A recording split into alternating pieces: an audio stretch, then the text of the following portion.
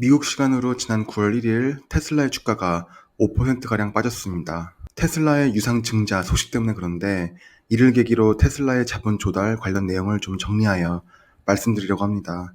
기업의 유상 증자, 기업의 자본 조달, 그리고 이와 관련된 기업의 재무제표의 관계에 대해 상식적으로 알아두기 좋은 내용들을 이 기회에 좀 알려드리고자 합니다.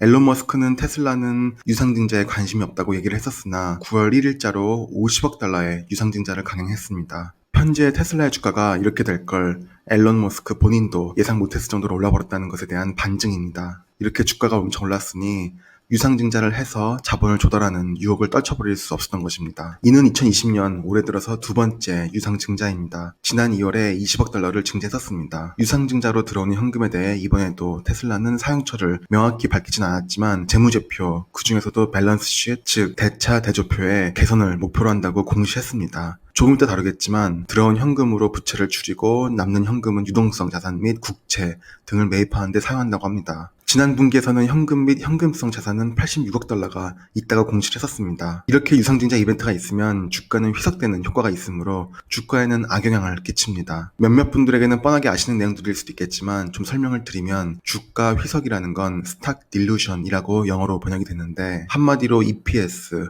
earnings per share, 즉 기업의 배당금을 뺀 순이익을 전체 주식수로 나누면 주당 순이익인 EPS가 나오고 이게 주식의 가치를 보는 매우 중요한 지표인데 유상증자를 하게 되면 이 값이 휘석이 됩니다. 기업의 순이익은 변하지 않는데 기업의 총 발행 주식수가 늘어나게 되면 당연히 EPS는 휘석이 되어 내려가는 효과가 나옵니다. 총 주식 발행수인 분모가 커지기 때문입니다. 전환사채와 같이 주식으로 전환이 가능한 채권 또는 이번에 테슬라처럼 아예 증자를 해버리면 발행 주식수를 그냥 늘려버리는 것이라 EPS는 줄어들게 되고 결국 이는 주당 순이익이 떨어지는 것이라 주식의 가치는 떨어지는 것입니다. 좀 더 쉽게 설명드리면 피자를 한 판을 4조각으로 잘라서 한 사람당 큰 피자 한 조각씩 먹을 걸 피자를 8조각으로 나누게 되면 그만큼 각자의 피자 조각이 작아지는 겁니다. 이미 뻔히 내용을 아시는 분들에게는 죄송하지만 이 부분을 모르시는 분들도 계실 것이므로 좀 설명드려봤습니다. 그럼 이건 주가에 안 좋은 영향을 끼치는데 왜 테슬라는 이런 짓을 하는지 알아보겠습니다. 이는 당연히 기업을 위해 하는 것입니다. 재무제표를 개선하기 위해서 한다고 했는데 지금 보시는 최근 분기 대차, 대조표를 살펴보기에 앞서서 기업의 자금 조달 방법에 대해 좀 설명드리겠습니다. 기업이 자본을 조달하는 방법은 크게 두 가지가 있습니다. 하나는 자기 자본을 조달하는 방법, 또 하나는 타인 자본을 조달하는 방법입니다.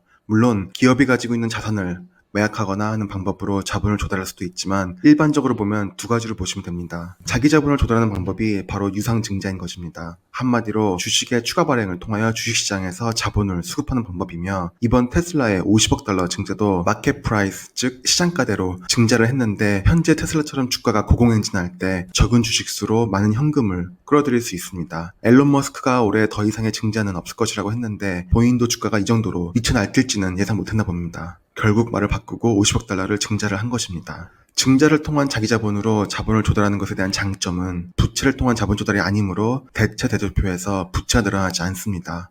한마디로 회사의 재무제표가 건강해 보이는 효과가 있고 또한 주식은 부채가 아니라는 말은 즉 주주에게 원금 및 이자를 부담해야 할 의무가 없습니다. 주주총회에서 정해지는 사안이긴 하지만 물론 배당금도 의무 지급사항이 아닙니다. 단점은 회사의 오너십을 어느 정도 내어준다는 것입니다. 투자자가 기업의 주식을 투자한다는 것은 채권 등의 투자수단보다 높은 수익을 기대하고 투자를 하는 것입니다. 그만큼 향후 기업이 더 큰 이익을 벌어들인다면 채권에 대한 이자 지급보다 더 큰 이익을 주주에게 결국 환원해 주어야 할 것입니다. 또 다른 자본 조달 방법은 부채를 통한 조달입니다.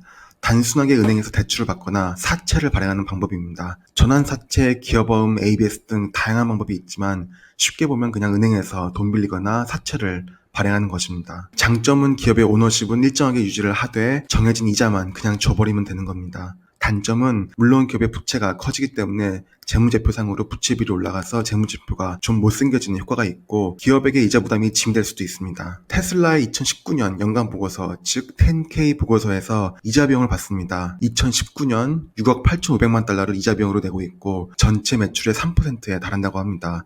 이 부분이 테슬라 입장에서는 부담으로 봐서 이 부분도 이번 증자를 통해 줄일 수 있겠습니다. 한화로는 8천억이 넘는 금액이니 말입니다. 부채라는 것이 단기 채무만 있는 것이 아니므로 돈이 있다고 이 부채를 한 번에 다 털어버릴 수 있는 건 아닙니다. 보시는 것처럼 롱텀 뎁, 즉 롱텀 라이빌리티가 꽤 높습니다. 아실만한 분은 다 아실 듯이 테슬라 주가가 최근 몇 년 전만 해도 찬밥 신세였습니다. 테슬라에 투자해서 사우디가 10억 달러가 넘는 국부 펀드를 날리기도 했었습니다. 더 나아가 사우디 국부펀드는 작년에 거의 모든 테슬라 주식을 모두 정리했습니다. 잘은 몰라도 당시 테슬라 주식을 관할했던 포트폴리오 팀은 직장을 잃지는 않았을까 싶습니다. 어쨌든 주가가 시장에서 전혀 매력적이지 않을 때 기업에는 자본 조달을 주로 부채를 일으키는 방법으로 합니다. 테슬라가 그랬고 2019년에 2018년보다 12% 부채를 증가시켰고 2017년에는 37%까지 부채를 증가시켰고 매년 부채를 증가시켜 왔습니다. 그래프에서 보시다시피 거의 매분기 부채를 증가시킨 걸 보실 수 있습니다. 그러다 현재처럼 주가가 폭등을 하니 테슬라 입장에서는 필요한 자본을 증자를 통해 매우 저렴한 비용으로 조달을 할 수 있는 것입니다.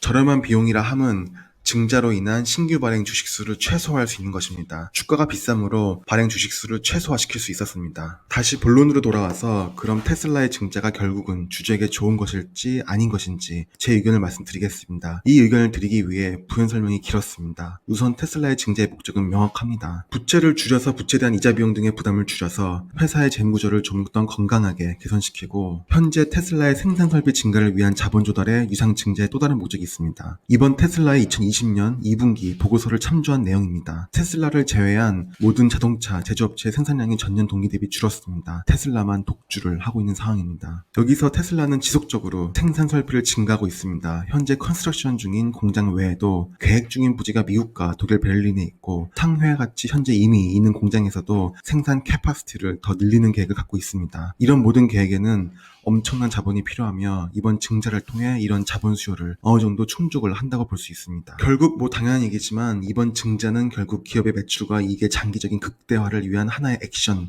정도로 보시면 됩니다. 단기적으로는 당연히 EPS가 직간접으로 줄어드는 효과가 발생하여 단기 주가의 조정은 가능하지만 성장을 하고 있는 기업이 더 큰 성장을 위한 레버리지를 일으키기 위해 유상증자를 하는 행위는 장기적으로 기업에게 그리고 주주에게 좋은 영향을 끼칩니다. 물론 만성적자 기업이 수혈하는 차원에서 감자를 하거나 증자를 하는 건 억지로 기업의 생명만 연장하는 것이지 주주에게 절대 좋은 것은 아니겠지만 테슬라 같은 기업의 유상증자는 저는 개인적으로 긍정적으로 해석합니다.